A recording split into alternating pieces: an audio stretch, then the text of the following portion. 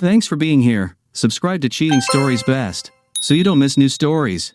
The wife was caught up in a round of rumors at the expense of which the husband decided that she. Today's story with a similar plot.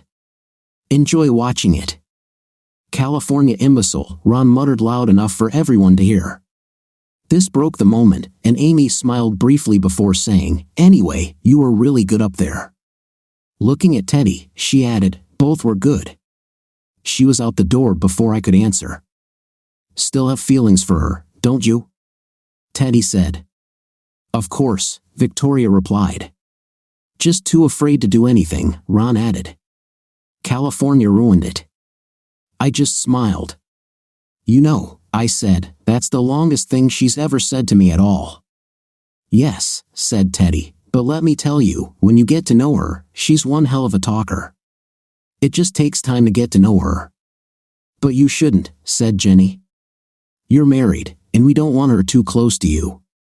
Teddy finished the thought, "We don't want her to get hurt. She's been through a lot." Victoria looked at me. I tried to hide it, but I know I flinched a little at the mention of my marriage, and Victoria noticed it. She whispered something to her husband, and Ron simply nodded.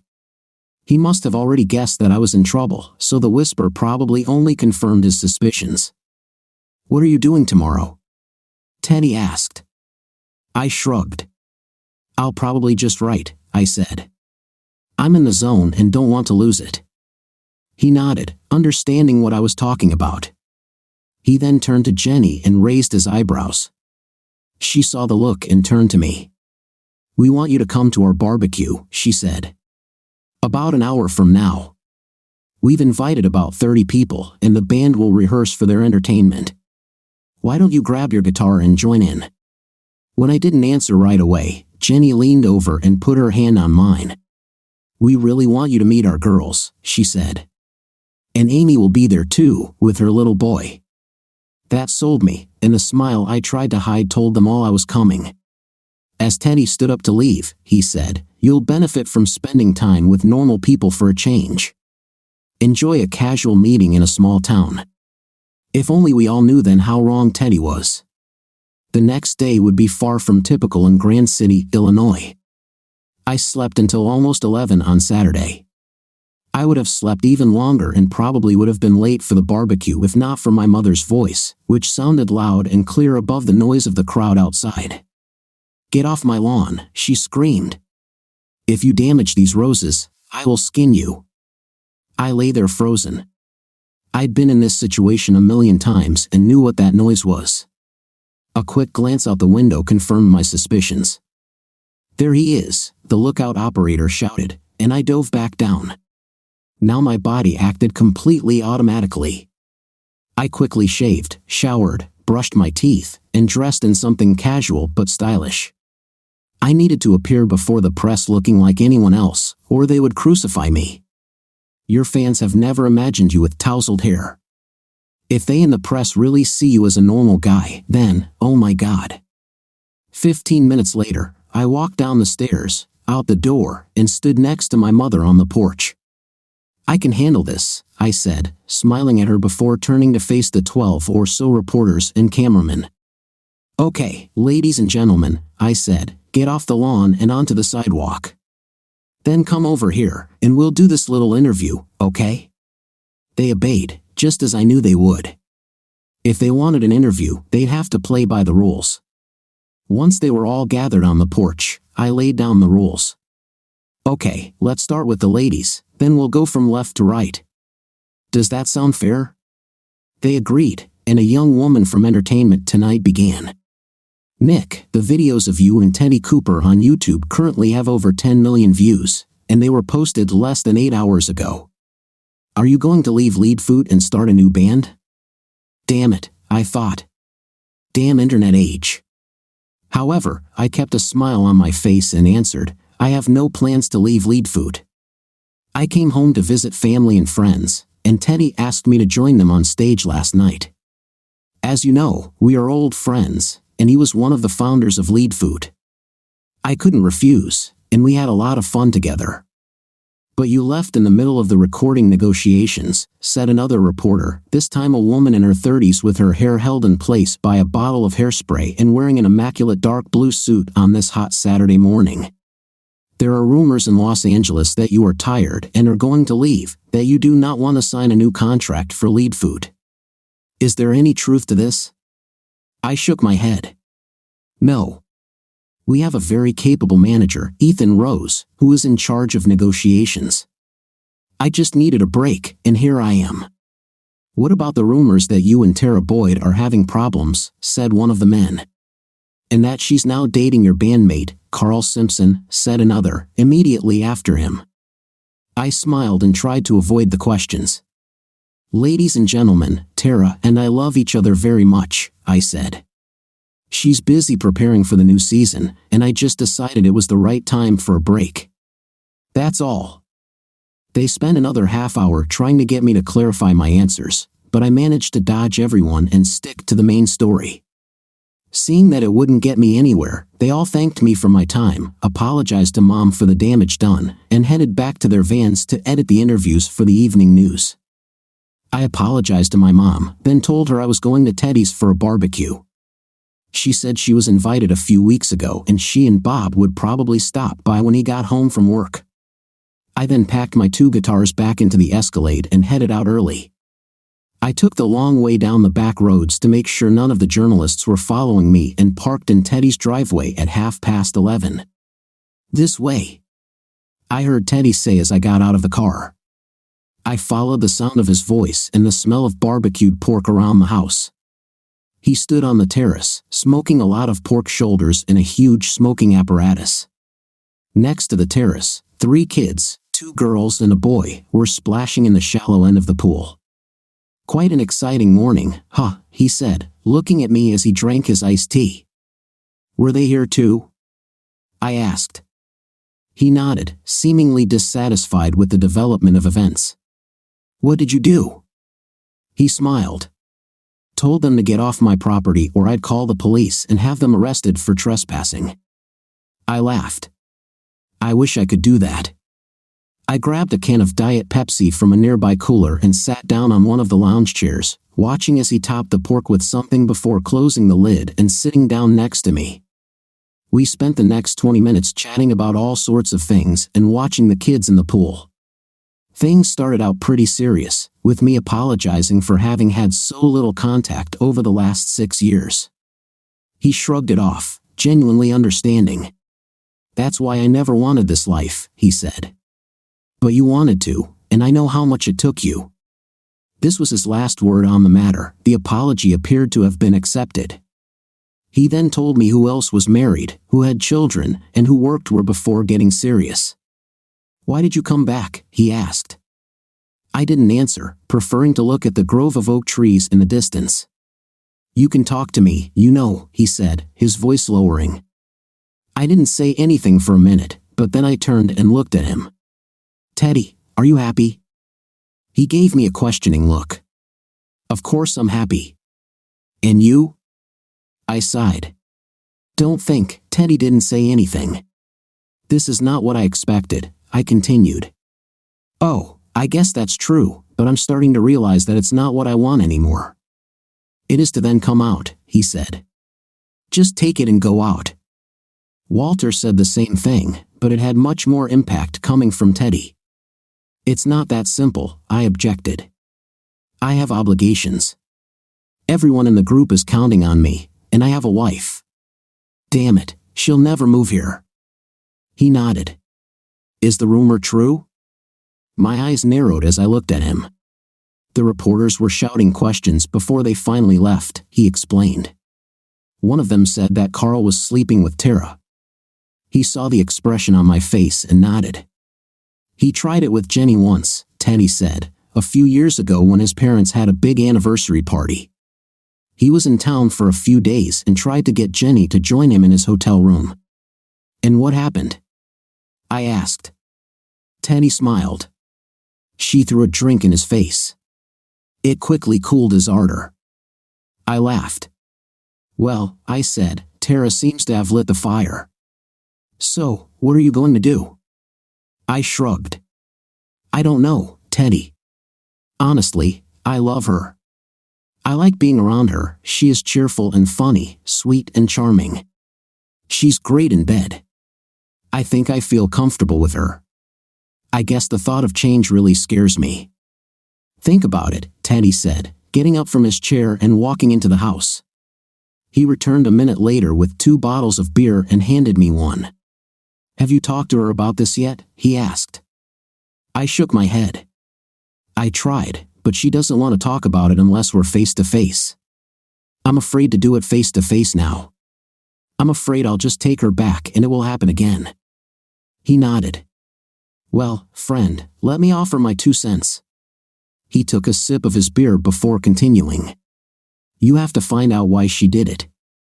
Don't worry about her doing it, it's in the past. It's important to understand why, to know if it will happen again. He smiled widely and then said, unless, of course, California has changed you so much that you don't mind sharing it. I was told that such famous people enjoy it. I laughed. No, I confirmed, it hasn't changed me that much. Anyway, some people are just wired that way, guys and girls. They don't see it as a big deal either. It has to do with how they were raised or the way they are wired. I don't know. But if you figure out why, you'll know whether it was a one-time mistake or the first of many to come. Then you need to ask yourself if you can live with it if it happens again. I know you say it's not your style, but what if it happens in 5 years? Would you then be able to give her another chance, wondering when it will happen again? I nodded, considering his words. Walter didn't express himself so clearly, but on the other hand, he never loved her from the first day. So, you could forgive Jenny if you caught her in a situation like this? I'd like to think so, he replied, but again, it all depends on the reason. He leaned forward. Let me tell you something, he said. I won't name any names, but let's just say you know these people. Either way, he caught her in bed with a guy. It was the first time, and he was sure she told the truth about it. But the main reason he left her, what is the reason? I nudged him. She didn't love him anymore, he said, looking me straight in the eyes. Some people can't bear the thought of being alone, so they grab a new horse before releasing the old one from the herd. I'm not saying this is right, but it happens often. That's what she did. She found someone she thought could move from their house to his, and she was kind of testing him. I thought about it. So if Tara just found herself in a bad situation, maybe didn't fight temptation as hard as she should have for whatever reason, like if you're going through a rough patch or something, he suggested.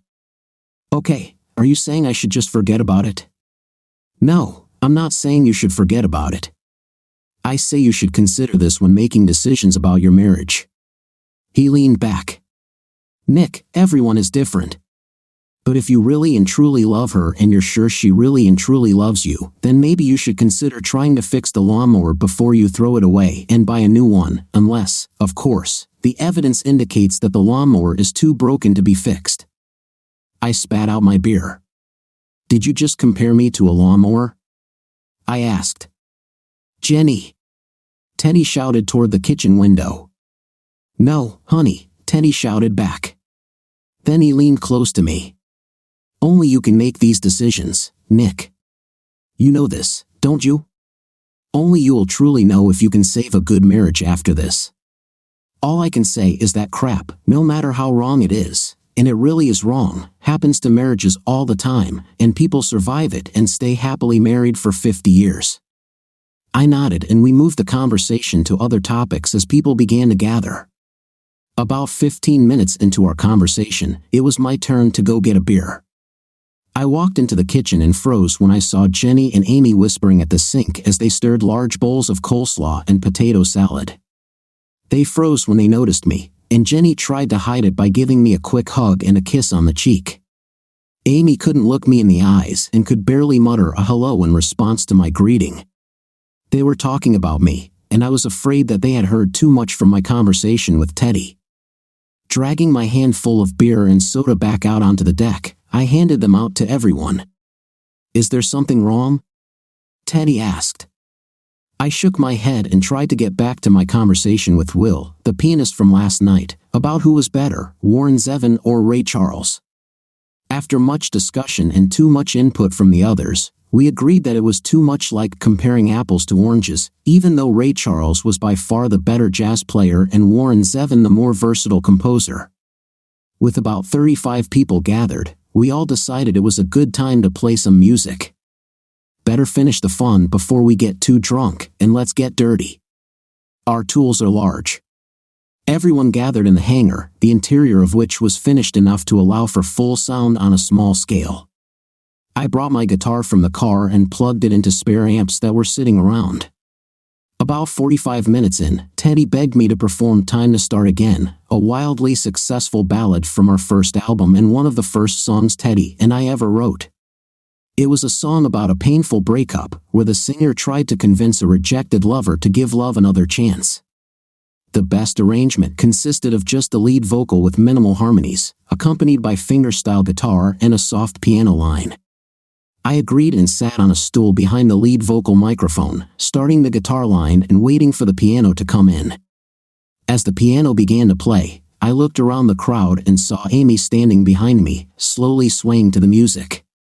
Her eyes were fixed on me, and mine met hers again. They remained locked throughout the song.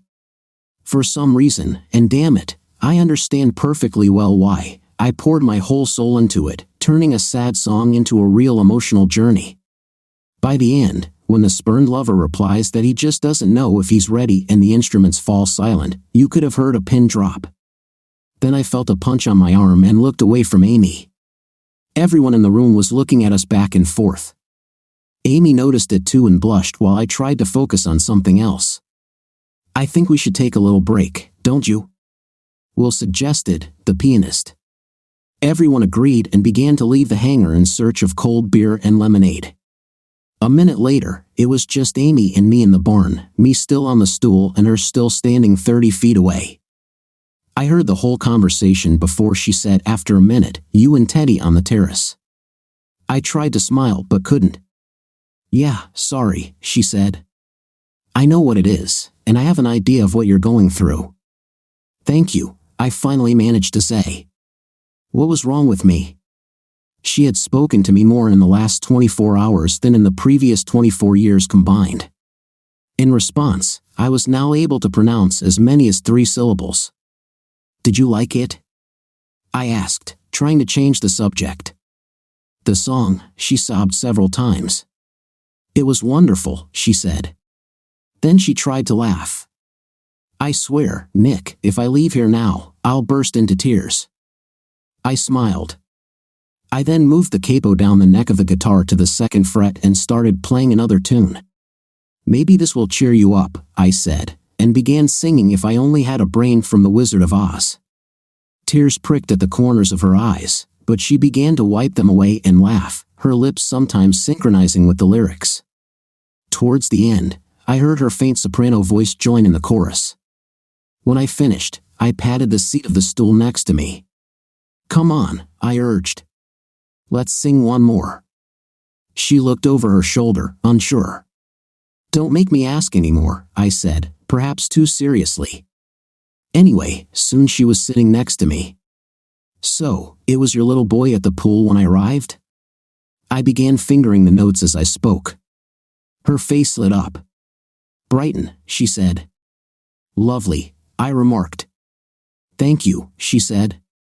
I played with the guitar for a few minutes, glancing at it occasionally and smiling when our eyes met.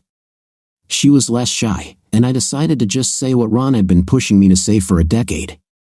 I stopped playing and folded my hands over the guitar.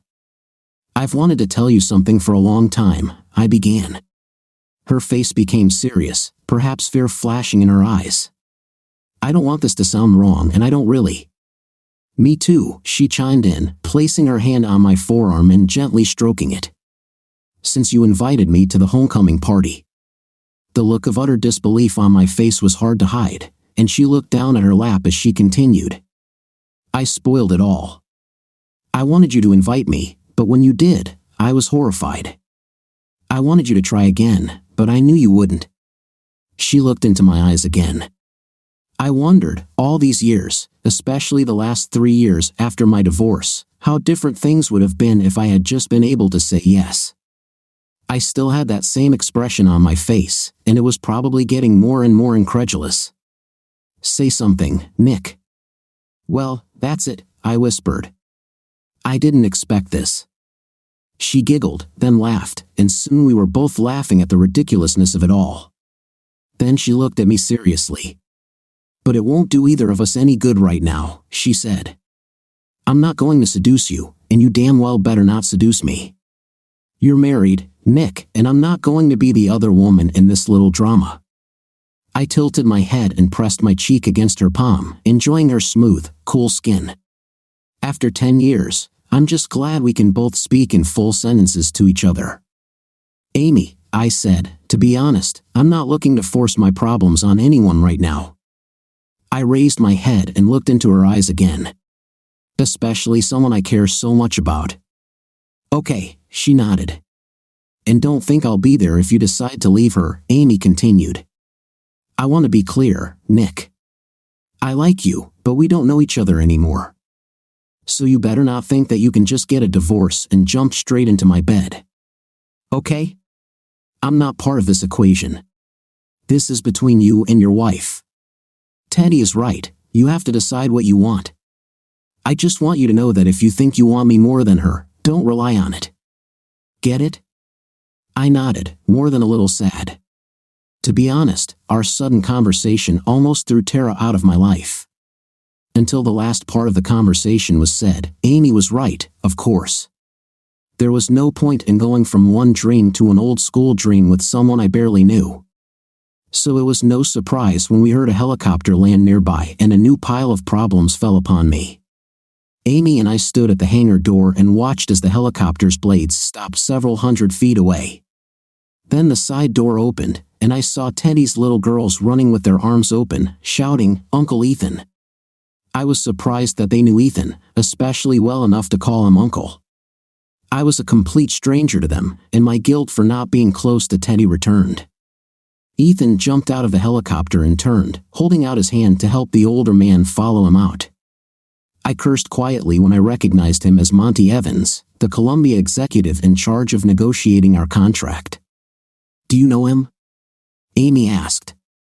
"Yes," I replied, walking toward them. I was soon joined by Teddy. As we walked across the lawn, Teddy seemed happy to see Ethan and puzzled by the obvious anger on my face. "Hey, guys," Ethan said with a big smile. "Do you mind if we join your party?" "Of course not," Teddy replied, shaking Ethan's outstretched hand before introducing himself to Monty. I, on the other hand, ignored both outstretched hands, preferring to glare. "Come on, Nick," Ethan pleaded. "Don't be like that. What are you doing here?" I asked Monty. He hesitated in response. "Well, maybe that's not the most, traditional way of doing things." "I'm on vacation," I replied sharply, turning to Ethan. I thought this point was crystal clear. Ethan ignored my anger and continued to smile. "It happened that way," he said. He then walked towards the house, saying as he walked, "The last thing that happened was a video of you guys last night that went viral all over the internet." "Sorry, Nick," Monty said. "You too, Mr. Cooper. This is becoming very popular, and we can't wait any longer or things will get much worse. Could you please get the rest of the guys from the band that played last night? They're upstairs by the house." Teddy said, his voice growing weary, "Could you give us 15 minutes of your time?" "No," I said. "We're organizing barbecues. This is not the time or place for." "Nick, will you please listen to me this time?" Monty begged. "You really don't understand. Things looked really bad last night, but everything changed when these videos started appearing online this morning." Teddy smiled. "How so?" Ethan's smile was mysterious. "Let's wait until everyone is here, okay?" So we walked the remaining 100 feet in silence. I directed Ethan and Monty to the hangar while Teddy went to gather Will, bassist Rob, and drummer Jimbo. I watched as they entered the huge room. Everyone except Teddy was nervous and excited. Will was tall and thin with an unkempt mop of brown hair, an intense, sullen personality, and classic pianist hands. His fingers were long. Rob was hidden behind Will but moved around him to reveal his short blonde hair, clear blue eyes, and a wrestler's figure with muscular arms and broad shoulders that tapered to narrow hips and stocky legs. Jimbo was a simple guy, maybe 5'10", neither thin nor fat, like the guys on the farms around Grand City, with short brown hair combed to one side and an open face that couldn't hide his emotions. All three of them were nervous when Teddy introduced them. Surprisingly, Teddy seemed intrigued. I had an idea where this was going, and I'm sure Teddy knew too. I expected him to be impatient or distant, but he had a quiet smile on his face that didn't give anything away. "Guys," Monty began, looking at the three college students. "I'm sure you're all well aware that your little show last night generated quite a bit of interest."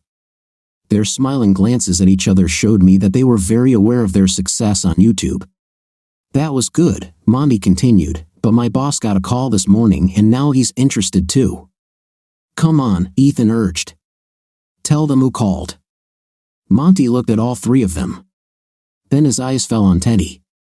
"Bob Dylan, if you can believe it. He liked your version of Lily, Rosemary, and the Jack of Hearts. He said he had never heard it performed better, the singing, the arranging, everything." Teddy nodded as if this was a normal thing for him. I, on the other hand, didn't bother hiding my surprise. I appreciated the high fives between Will and Jimbo, who were obviously delighted. "I don't care if you like Dylan's music or not," I said. "He is a certified genius in the industry. When Bob Dylan speaks, which is rare, record execs listen, especially after he reinvented himself about a decade ago and again proved his ability to create."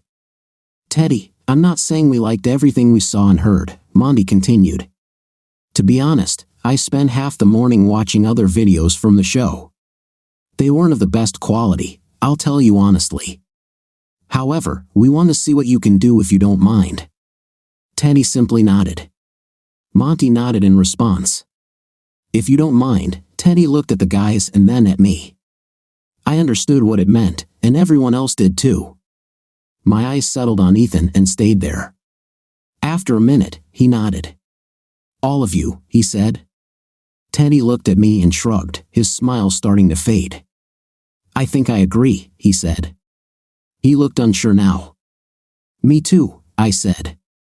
Teddy took a deep breath. "Okay," he said. "Guys, turn everything on again, and I'll go and gather everyone back here." "Wait," Monty said.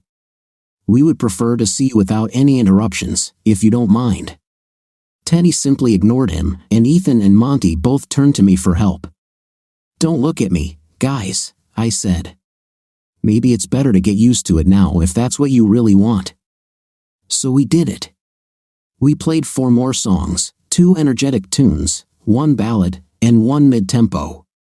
Monty recorded everything on a portable video camera to later show it to his bosses in Los Angeles. Of course, the sound was still bad, but it was still better than a cell phone video uploaded to YouTube. When we finished, Monty thanked us and declined the invitation to stay for the meal. Instead, he promised to call the next day, got back into the helicopter, and flew away. Ethan, on the other hand, stayed for the celebration. I was amazed, and my guilt for being away so long deepened when I noticed that almost everyone knew Ethan by name. An hour after the show, I helped Teddy remove the pork shoulders from the smoker. "Are you really interested in this?" I asked. He smiled. "Let's talk away from prying eyes." We rested under a huge aluminum foil tent. In the meantime, I made my rounds and chatted a bit with Mom, Dr. Bob, and Will, all of whom knew each other. Mom shocked me when she told me that she had helped Teddy recruit Will, Rob, and Jimbo from Chadwick College. "It was easy," she said. "I just asked the music teachers who was capable of what and brought them together with Teddy. He's already sorted everything out himself." Half an hour later, Teddy called me into the kitchen to help him tear the pork shoulders into sandwiches. He gave me 2 plastic things he called bear claws and showed me how to use them. Then we each grabbed a shoulder and started tearing apart 50 pounds of fatty pork for a clean barbecue. Teddy let me get comfortable before speaking. Okay, he said. The answer is yes. I am seriously considering it.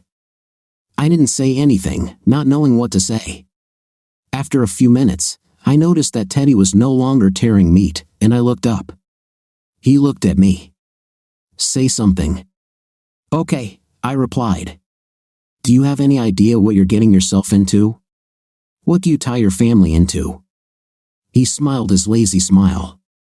I know exactly what I'm getting myself into, he said. This has been planned for a long time, and we've carefully prepared for this day. Now it was I who stopped, waiting for clarification. The explanation came with Ethan bursting through the kitchen door. He looked at us and said, Are you telling him everything now? Yes, said Teddy. It's better to end this now. What are you talking about? I said, feeling a surge of fear. Ethan ignored the question and rummaged through the drawer until he found another pair of bear claws. He then joined us and started tearing the pork. Not only did everyone seem to know Ethan, I realized, but Ethan, the Jewish guy from Jersey, knew how to pull pork, not that I ever knew him for keeping kosher, and even knew where the kitchen utensils were kept. It was a conspiracy, I now realized, and went back to work, waiting for the explanation to come out. Ethan finally broke the silence. Honestly, he said, Leadfoot really hasn't been at its best since the second album. You're a great composer, but all your best stuff was when you collaborated with Teddy. I nodded. He was right, of course. We had ridden the wave of our initial popularity ever since, although it was still good enough to sell millions of albums and sell out hundreds of arenas. So, 5 years ago, Ethan continued, maybe 10 months after the Grammys when you all won everything, I flew to Teddy. I had already noticed a slight decline in my songwriting and wanted to get his opinion. So he showed me all the things he was still writing. I looked up. I had no idea Teddy was still writing. We definitely didn't play any of that last night, Teddy said. This is, he continued, good enough for album filler. Ethan nodded. But it wasn't a hit. You've always been the best songwriter, Nick, Teddy continued. Ethan has been trying to get me to team up with you again for the last 5 years. So why not just call? I asked. We could collaborate. You could stay away from the rest. I was going to, Teddy said. About a year and a half ago, I contacted Ethan and told him to reach out to you. But it was in the middle of the studio sessions for Cactus Rose, Ethan said, naming our latest album. All the songs had already been written, and you were exhausted from the studio sessions. The timing wasn't right, and we were at the end of the recording contract. So why not wait a little and then tell me? I said. None of them met my eyes on this question, and I waited for an answer. After a minute, I put down my bear claws and placed my hands on the table, leaning towards it. Admit it, guys, I said, more than a little angry. Teddy was the first to look up. About 5 months ago, you gave Ethan the next batch of songs. You'd just returned from an American tour and spent most of your time writing. He forwarded them to me for comment, and I reviewed them. I rewrote most of them, actually. It was a pleasant surprise, and I didn't understand what was wrong with it. Okay, I said. Then they're better than I thought. My smile soon disappeared, however. Ethan, the songs we're negotiating with are. Teddy never touched them, Ethan said. Damn, I said. Nick, I got the songs back about 2 months ago, just before negotiations began. They're much better, actually, not quite ready, but close. So why don't we use them? I asked. Because Ethan found out about Carl and Tara about a week before he got my rewrites, Teddy said. I felt my anger rising. My jaw tensed and my hands clenched into fists, which I struggled to keep on the table in front of me. You knew about this for 2 months and didn't tell me? I said to Ethan. And you, I said to Teddy. Did you just a few hours ago tell me to find out why before I make a decision? Did you know too? They looked at each other, then back at me. My advice remains the same, Teddy said. None of us have any idea how long this has been going on, how many times they have met, or most importantly, why it happened in the first place. But damn it, Teddy, you should have told me, I said. Now he threw down the bear claws. When, Nick? Do you want to answer this for me? When the hell should I have told you? You haven't told me anything in 6 years. Think about it, 6 damn years. You didn't even know I was married, did you? My anger at him was now mixed with guilt. He was right, of course. I sent you a wedding invitation, Nick. You ignored it. Didn't even send a card. So you want to tell me when I should have told you? Or better yet, why should I even bother? Theodore Cooper. Jenny shouted from behind the door. We all looked at her, and the look on her face was enough to strike fear into the hearts of greater souls than ours. You have guests outside, she hissed. I don't think they need to hear this nonsense. Is it true? We all hung our heads, muttered our apologies, and went back to tearing apart the pork. She turned around, slammed the door behind her, and soon we heard her cheerful voice telling everyone that these were just guys being guys. I never saw the invitation, Teddy, I said. I'm really sorry. I'll be honest, I felt like crap since the first time I saw you. You were really good, and I have no right to count on that. And what I said still stands, he said. You still have to find out more. Heck, if they only hooked up a few times and if you can live with that reason, I'm not saying I would forgive her and try to keep it that way. However, I'm not you, and I think you really need to deal with this. I nodded. Then I looked at Ethan. And you, I said, lowering my voice. Only money, right? You were afraid to tell me because you were afraid it would kill the band and your money cow, right? No, Nick, he said. It's not just about money. You are like a brother to me. You're the only one I've ever gotten along with well, you and Teddy. I just didn't want to see you on the street. You'd quit lead food without a plan, and well, I don't know. I just knew I didn't want you to disappear. Okay, I said. And he told you everything? Teddy asked. No, I didn't tell you, I answered sharply. I found them myself. Teddy, you caught them because I finished negotiations 3 hours early, Ethan said. Did you know that they would be together? He nodded. I asked someone to keep an eye on Carl when he pulled up to your house. I received a message just as we started. Do you remember how angry I was at the very beginning and walked out after finishing the meeting? Why didn't you just tell me? I asked. Would you have believed me? Ethan said. Me, not Tara, or even Carl. I chuckled. Well, I definitely wouldn't have believed Carl. He's a womanizer. But he was right, and I knew it. I would have been angry at him for even suggesting that Tara was cheating on me. Why then try to bring me back to negotiations? Teddy asked. He didn't think you'd run away, Teddy said. He thought that you would go straight to him and demand that Carl be kicked out, which I immediately suggested. Carl intervened, or you'd just leave lead food, Teddy finished. At this point, I was going to show you Teddy's reworked songs, get you a record deal, and save your career, Ethan added. Oh, and help you find a new bass player. And you helped him with this? I asked Teddy. His lack of denial told me that was the case. It was difficult to perceive right away. To be honest, I was pretty angry.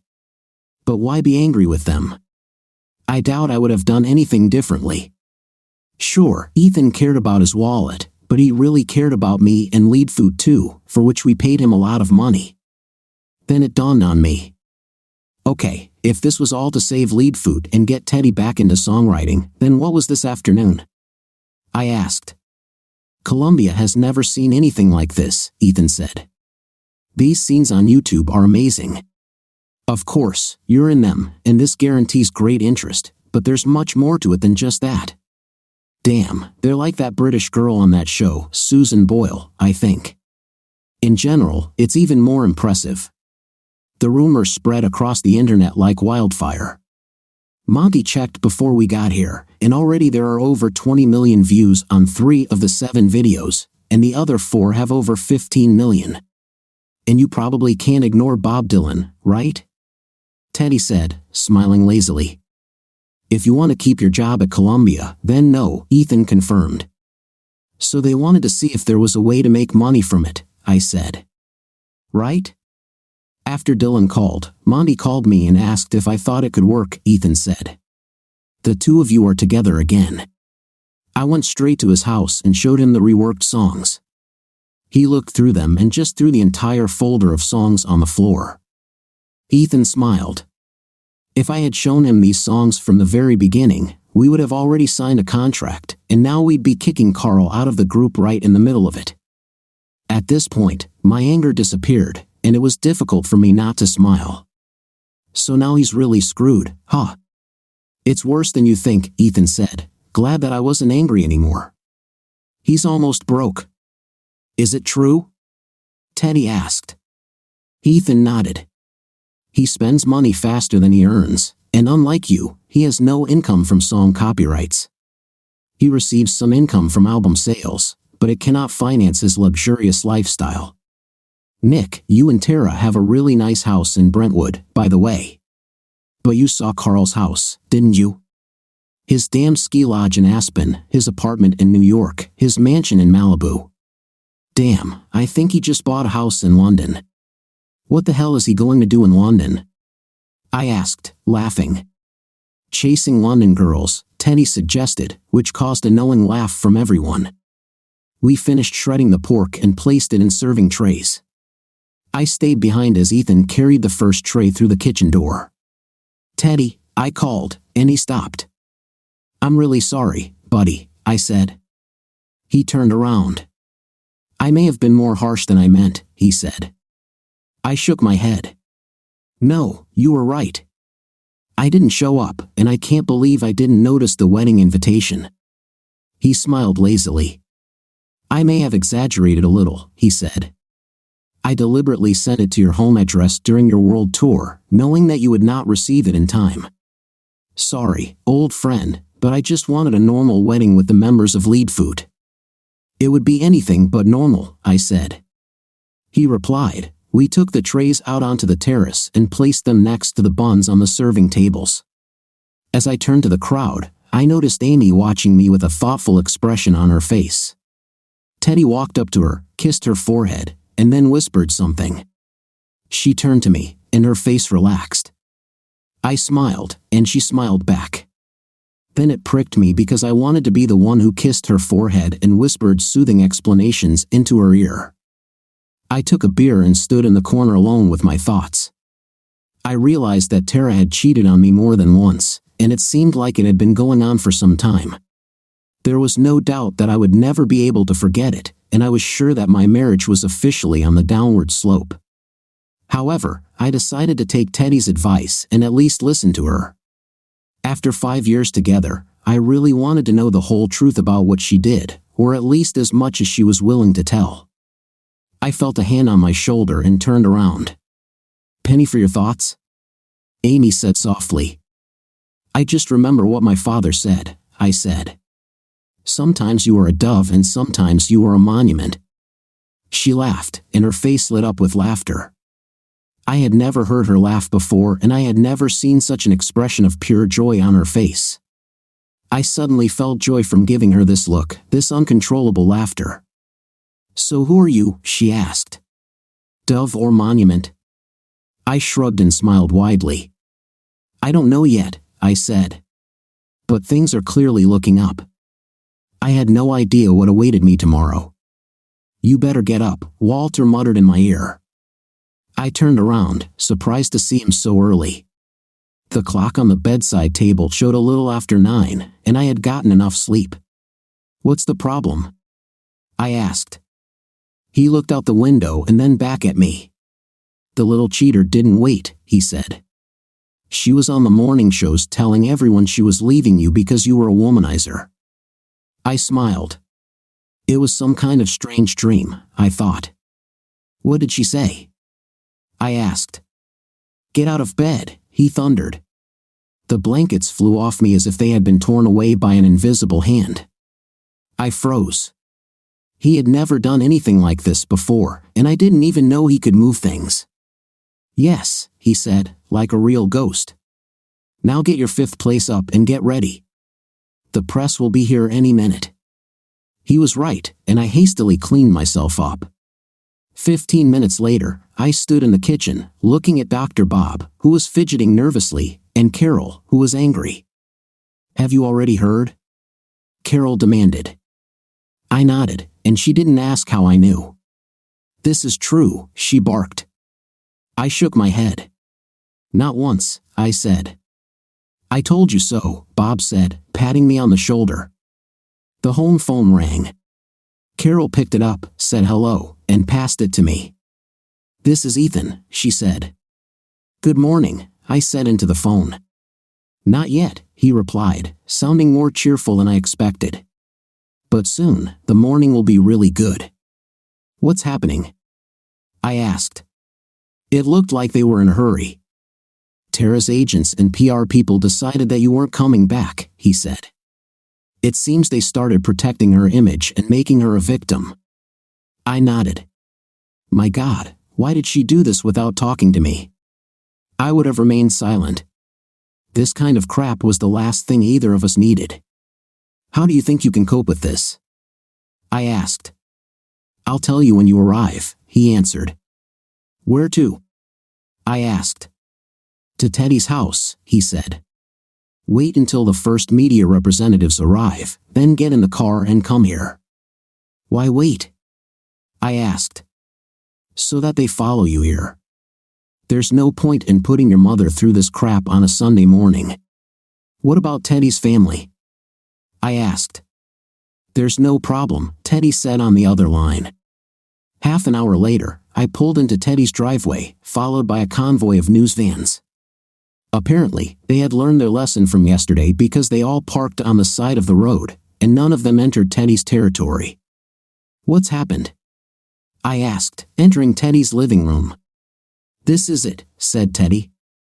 He turned on the TV, and the talk show began. I watched Tara. The presenter began, her voice dripping with false sincerity. "There are rumors that your marriage is under threat." "There's a deal of truth in it," Tara tried to smile but couldn't. "Great game," I admitted. "I've seen her do it a million times." Having received no answer, the presenter smelled blood in the water and sharpened her knives. "I'm sorry if this is inconvenient for you, but there are rumors in Hollywood that you have started dating Carl Simpson, your husband's colleague in the band Leadfoot. Is this true?" Tara began to speak softly, and the camera zoomed in on her, expressing feigned pain. "Carl and I are friends," she said. "I admit that we were seen together, but he was there solely as a friend to support me during this extremely painful time in my life." The presenter could hardly contain her joy. "And what painful things are happening in your life now?" Tara looked straight at the presenter and switched to a look of determination. "Nick has had several affairs," she said. "Carl was the one who told me about it. I didn't believe him at first, but my agent, who is also one of my oldest and closest friends, insisted that I try to confirm the stories of Nick's infidelity. We confirmed that Carl was telling the truth." "How many women does Nick date?" asked the presenter, not believing her happiness. "I'd rather not discuss this," Tara said. "Suffice it to say that I ran into him with my discoveries last Wednesday, and he left, and I haven't seen him since." Teddy turned off the TV and turned to me. He tried to maintain his lazy smile but only managed to look upset about the whole thing. Ethan, on the other hand, was smiling. "Well," he said, "it looks like events got ahead of us." I nodded. It looked like we wouldn't have that little conversation with Tara. She forced me to act, and now I decided to play the cards I had, the cards she dealt me from under the table, and get rid of her from my life. "Now, the choice is yours," Ethan continued. "We can either let her get away with it or bury her." My eyebrows raised, and I looked at him, waiting for him to continue. "We documented her little affair from the moment I found out," Ethan said. "We have photographs, videos, and testimonies. After our little discussion yesterday, I also reached out to Los Angeles and asked some people to dig deeper. I already heard back from them this morning, and we may have even more information soon. My jaw dropped. Is there anything else? I asked. Yes, Ethan answered. Looks like she slept with several of her co-stars. Half the cast and most of the crew know about it, and some are willing to share the dirty details. I was overcome with a cold. It was standard Hollywood crap, but I never suspected that my marriage or my loving wife was up to par. The past few days had shown that I was apparently just part of the ideal facade of the American sweetheart. She was bright, funny, charming, and a loving wife. So what will it be? Ethan asked. I looked at Teddy. He looked straight at me, his jaw clenching and unclenching nervously. Bury the hatchet, Jenny shouted from the kitchen. I giggled. And you? I told Teddy. He nodded. Talking won't change anything, partner. I think you now have all the answers about where your marriage stands. Then let's discuss options, I told Ethan. What if we don't do anything? Doing nothing means your career will suffer. This will make any new recording negotiations for Mustang Ranch difficult. Come on, I said. This kind of stuff happens all the time. It didn't hurt Mick Jagger, did it? Ethan laughed. No, he agreed. But then again, Mick Jagger's whole image has always been that of a bad guy. Yours, on the other hand, has always been that of a quiet, thoughtful poet, a nice guy. In other words, if you don't challenge this, you risk destroying this image. From Columbia's perspective, they risk losing millions due to the sudden unknown. Remember, Nick, you have a huge following among both country fans and rock audiences. Rock fans don't care, but old Marge in backwoods Mississippi, who goes to church every Sunday and drags her husband along, is going to have a problem with you. I looked out the window at the line of reporters standing along the road, then turned back to Ethan. Okay, I said. Tell me how to do it. His smile stretched from ear to ear as he opened his case. 20 minutes later, Teddy held a press conference in the barn. They were ready when I walked in and headed to the front. Nick, they shouted in unison, followed by a stream of questions that drowned out everything around them. When the noise finally died down, I began. Same rules as yesterday, friends, I said. Let's start with the ladies and then go from left to right with the men. I looked at the young girl who started yesterday. Sorry, but you already started first yesterday, I said, then turned to the elegantly dressed professional who was second yesterday. Mr. Parlin, she began. Her tone was condescending, and her eyes glowed with anger. She was either angry at my evasions from yesterday or furious that I was so blatantly unfaithful to poor Tara Boyd. Ethan suspected she would be the perfect first choice, and her tone told me that everything was going according to plan. Miss Lockhart, I answered, trying to keep an innocent expression of pain on my face. Mr. Prose Heron, your wife told Valerie Plymouth this morning that you ruined your marriage with a series of affairs. Is there any truth to her accusations? I took a deep breath, turned to make eye contact with the assembled reporters, then turned back to the one who thought she had me in the clear. I'm sorry to say this, but Tara was partly right, I began. At that moment, dozens of flashes illuminated me and temporarily blinded me. This helped me keep a grimace of pain on my face as I continued. Tara was right that our marriage is truly over. However, she was wrong in saying that I had ever cheated on her or our marriage. With that, I took the contents out of the envelope. Now, your turn, Miss Miller, I said to the young girl from Entertainment Tonight. So you claim that you have never cheated on your wife, not once, she asked. If she has evidence to the contrary, as she stated this morning, I would very much like to see it, I said. Because I'll tell you all right now, until Wednesday afternoon, when I walked in on my wife and one of my oldest friends in the world having an intim in our house, I thought we had the perfect marriage. Now, however, I know that this is not true. Are you saying that she cheated? Asked the first man in line as the flashes illuminated me again and the cameras and microphones moved closer. Unfortunately, I said, that's exactly what I'm saying. Do you have evidence of this? Demanded the original reporter, her disbelief obvious. Your turn, I said to the next man, ignoring her. He looked at the reporter and smiled. Do you have evidence to support your accusations? He asked. This report was prepared by A&R Investigations in Malibu, California, I said, holding the documents in front of everyone. As you will all soon see, my wife was somewhat less than truthful this morning, and this report will prove it. In what aspects was she not truthful? Asked the next reporter. She has had an intense physical relationship with Carl Simpson for at least the last 2 months, I said, my voice shaking. At the end, I paused to collect my thoughts, almost bursting with internal delight at playing the role of the deceived husband to the fullest. This report contains dates, times, photographs, and much more, I continued. More importantly, I was informed that this was not the first time in our marriage. Do you know the names of others? Someone shouted. I don't really want to get into this, I said, stuffing the report back into the envelope. My manager will provide you with an edited version of this report shortly. For now, I want you all to understand one thing. I love my wife with all my heart and thought that she loved me back. I have been faithful to our marriage and to Tara from the day we met and would never do anything to jeopardize our marriage. I never cheated on her, and I was going to die without doing it. Unfortunately, it was a terrible shock to learn that Tara did not feel or act the same. Questions began to fly in a wall of sound again. I ignored them, raising my hands for silence. Ladies and gentlemen, I said, I know you all have many more questions to ask. However, I ask that you now respect my desire and need to deal with all of this privately with the few family and friends who have offered me their support since I found out about all of this a few days ago. With that, I turned around and walked out of the barn, leaving Ethan to deal with the rest. How was it? Teddy asked. I was exhausted. It was fun for a while, but now that it's over, it finally dawned on me. My marriage is dead. My wife betrayed me repeatedly, and I never suspected anything. And now the whole damn world will be watching this for a long time.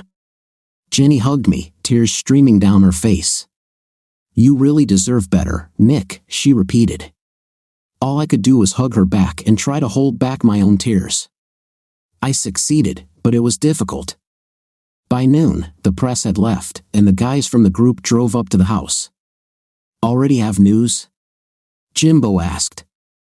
He'll be here in about an hour, Ethan said. This was the first I'd heard about it.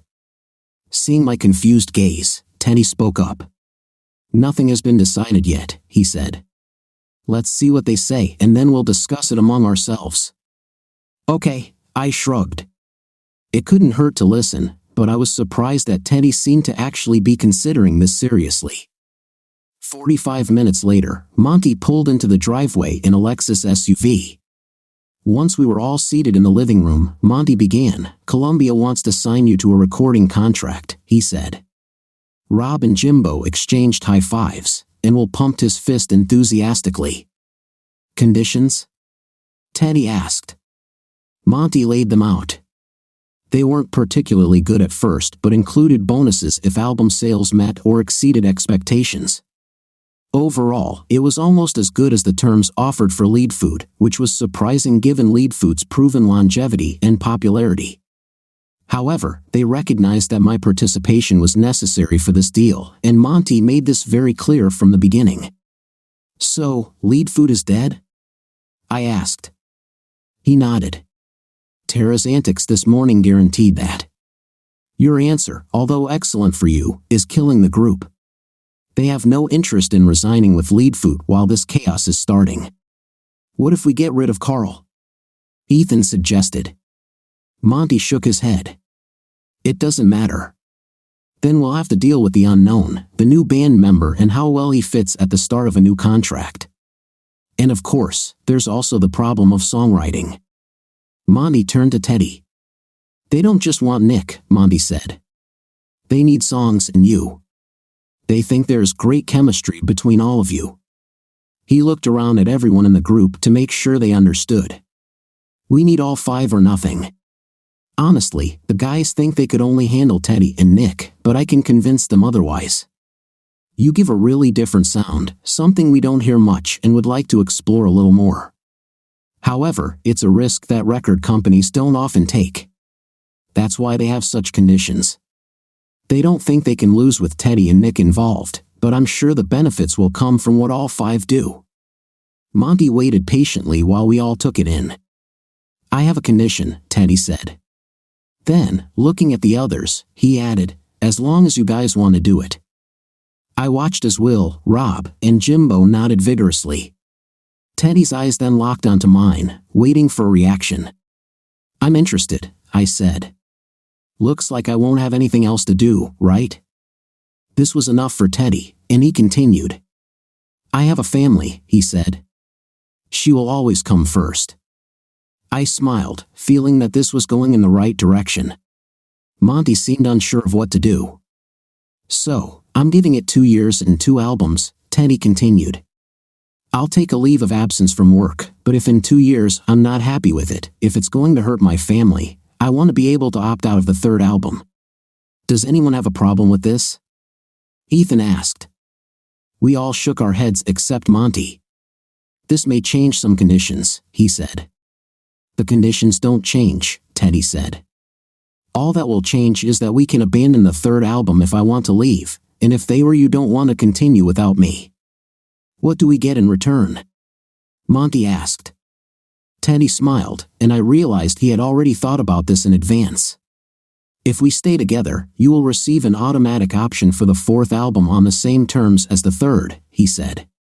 And I will not have the right to opt out of or not participate in the 4th album. Monty thought about this for a moment, then spoke. I think I can sell this, he said. When do you think you can give me the answer to the rest? Give us a couple of hours, Ethan said. Go have lunch and be back here by 3. Try to confirm that the conditions suit you, and we will give you an answer in a couple of hours. Jenny entered the room as Monty left. So, how is it? She asked. They're offering us a really sweet deal, Teddy told her. She nodded, biting her lip and turning to me. Will you take care of him for me? She asked. I looked from her to Teddy, then to Ethan, Rob, Will, and Jimbo.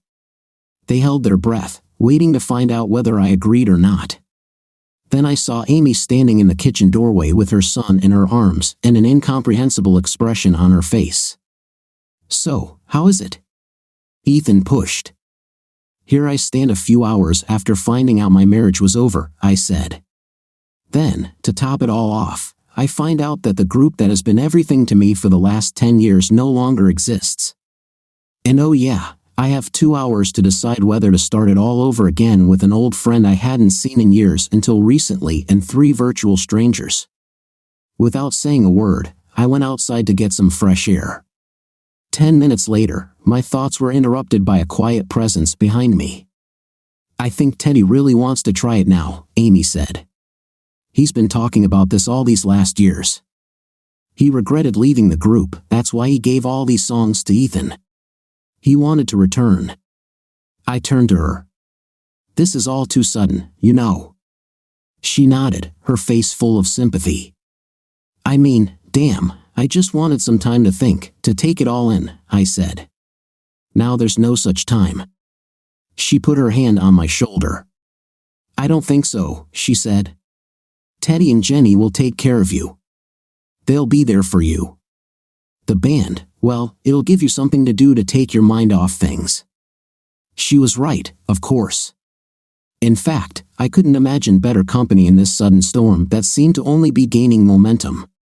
What about you? I asked. She was surprised by the question. What about me? If I do this, return to the road, to the studio, and continue, how will you feel about it? She didn't blink, she saw it coming even if I just thought about it. How I feel about it doesn't matter, she said. She took my hand and led me across the grass toward the trees in the backyard. Nick, she said, we're not us now. There's you and me, but there's no us, okay? I was silent, and she seemed ready to explain it all in my silence. Yes, I like you, she said, from what I saw. But we are not the same people we once were, and we never really knew each other then.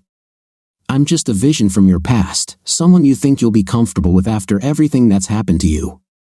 She stopped and turned to me. Everything that's happening to you right now, Nick. Do you understand this? Okay, I said. She was right. My head was in a fog, and I was enjoying long-forgotten visions. But maybe I want to get to know you better now. It's normal, she whispered.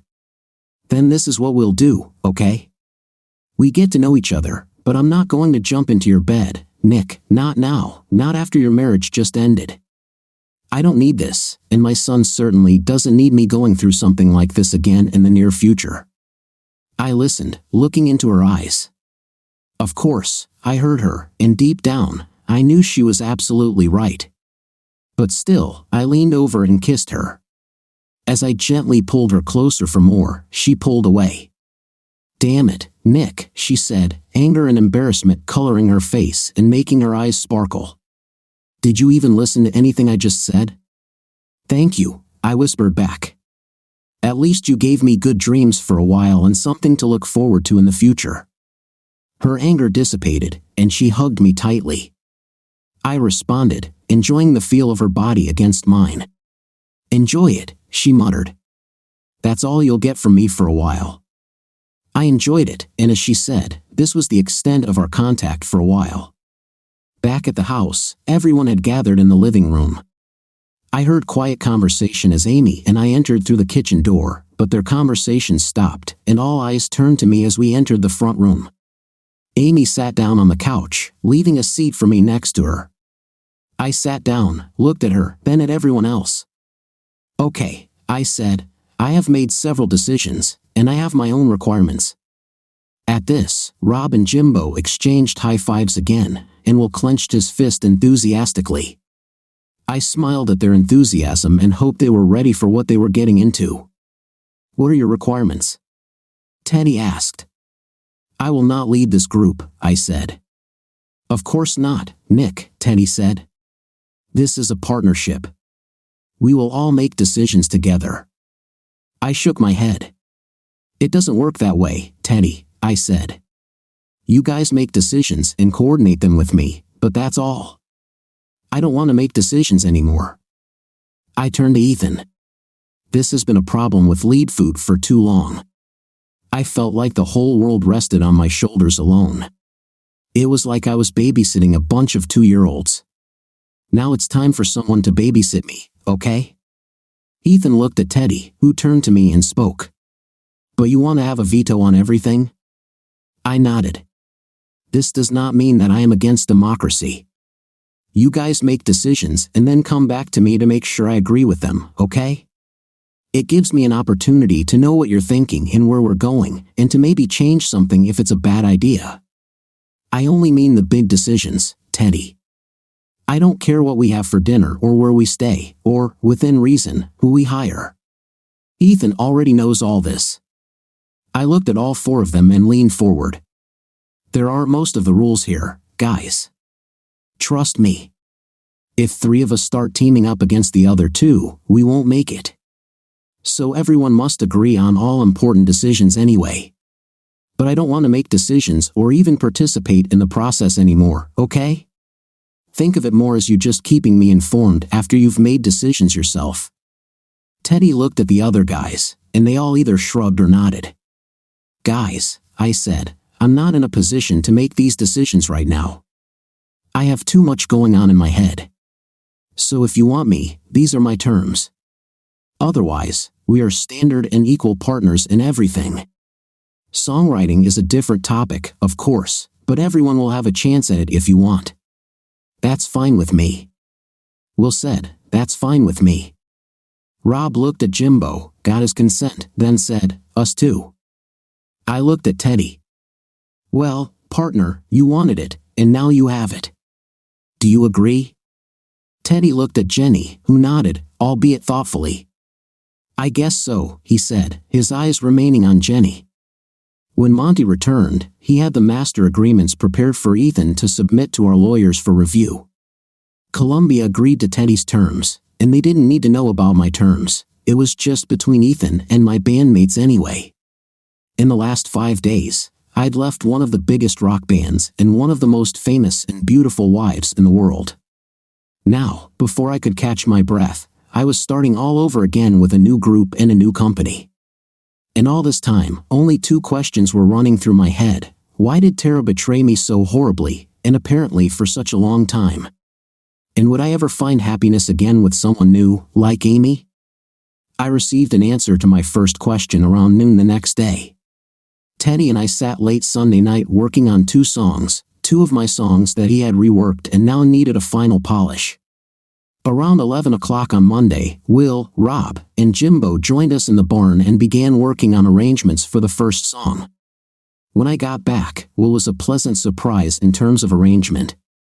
He continually offered fresh takes on pacing and arrangements, transforming a slow ballad into rockabilly with dual lead vocals and a shimmering backdrop highlighted by pulsating guitar, driving bass, solid drums, and a complimentary piano line. I had never imagined this song would be performed like this.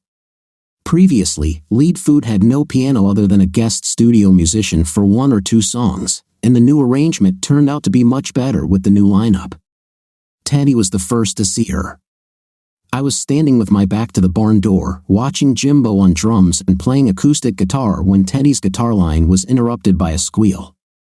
I turned to him, laughing, and suddenly all the joy left my heart. "Hi, Nick," Tara said. She looked terrible. I knew from Ethan that the press was actively inflating her scandal. It seemed that the private detective's report was confirmed, and new revelations surfaced almost every hour. "What do you want?" I said, my voice sounding harsh. "Guys," Teddy intervened, "let's go inside the house for a while." They got out of there as quickly as they could, Rob and Jimbo keeping their eyes on Tara as they passed. If they play right, they can have her, I thought. When we were alone, I sat down on one of the chairs and waited. I did not hide my anger and contempt for her, and she shifted unsteadily at the entrance to the barn. Then she whispered something, but I didn't hear it. "What?" I asked. "I asked if you could call the dogs away," she said, tears streaming down her face. It was real, I thought, remembering that she couldn't cry on command. "Just tell them to stop. You've proven your point." "I didn't start this fight," I said, my voice rising.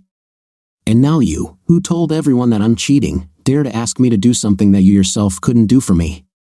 "It wasn't my idea," she pleaded, confirming my suspicions that her manager was behind this.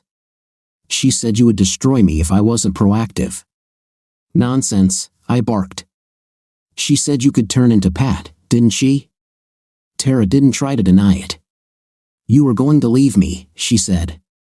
"You cheated on me," I replied, anger flaring through her tears. "Oh, grow up," she hissed. "You knew about it." I was stunned. "How could you think so?" "Have you never read the tabloids?" she said. "God, they printed almost all the rumors about our lives, but you denied everything." I replied I stopped asking, thinking it was just regular nonsense, I said. She was silent, wiping away tears and looking at the floor. "God, Tara, with Carl, you knew that I didn't suspect anything, right?" She nodded. "So why did you think I knew about the others?" "You knew I'd be furious. That's why you kept it a secret." "So you also knew that I would be furious about the others, right?" I asked.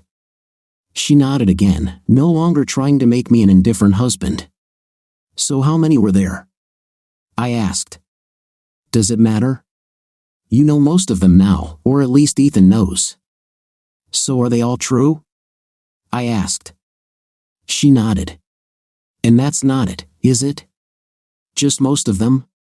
Her look told me she realized she had said too much. "Can we survive this, Nick, if I stop? Can we survive this?"